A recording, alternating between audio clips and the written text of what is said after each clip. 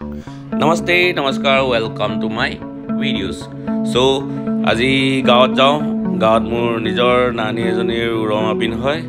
এই তাকে যাবলৈ বুলি মোৰ মিছেছ ভণ্টি দুজনী আৰু নানী এজনীৰ লগত লৈ গৈ আছো এয়া দেখিছে ভাতখিনি টুকুলা বনাই ৰাখি থৈছে যাতে দিবলৈ কাৰণে ইজি হওক লগতে পিনে দেখিছে আপোনাৰ পৰ আপং ধুনীয়াকৈ এটা চুকত চাকি আছে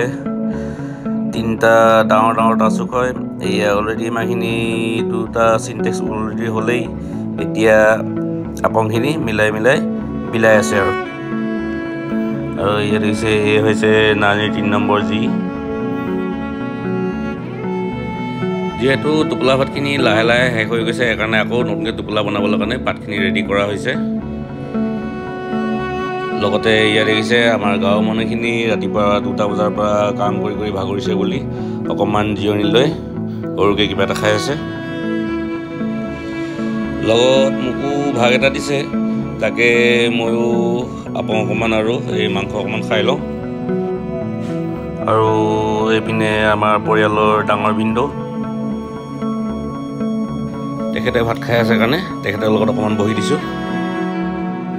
আৰু এই গুটে কিজনী হৈছে মুৰিগনা ঘৰৰ বাৰীতে জামু গছ এজোপা দেখিলো লগতে ফুল ফুলি থকা দেখিলো সৰু কাললৈ মনত পৰিলে যেহেতু সৰু কালত এনেকৈ ফুলবিলাক চিকি খাইছিলো সেইকাৰণে দেখি আজি আকৌ খাওঁ বুলি মুখত ভৰাই দিলো লগতে আকৌ আমাৰ মিহান বেটাই পটি কৰিলে সেইকাৰণে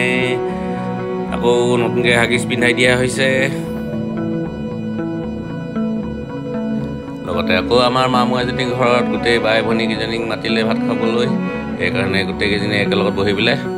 খাই আছে লগতে আকৌ মান জলকীয়া দিছেনে মোকো ভাগ দিছে সেইকাৰণে মই আপং আৰু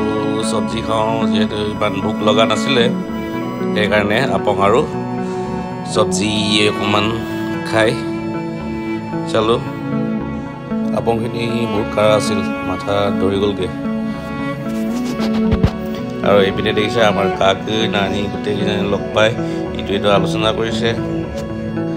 খাই বৈ আজৰি হ'ল যিহেতু সেইকাৰণে আকৌ ঘৰলৈ বুলি উভতি আহিলোঁ আকৌ আপোনালোকক নতুন ভিডিঅ' এটা লগ পাম বাই বাই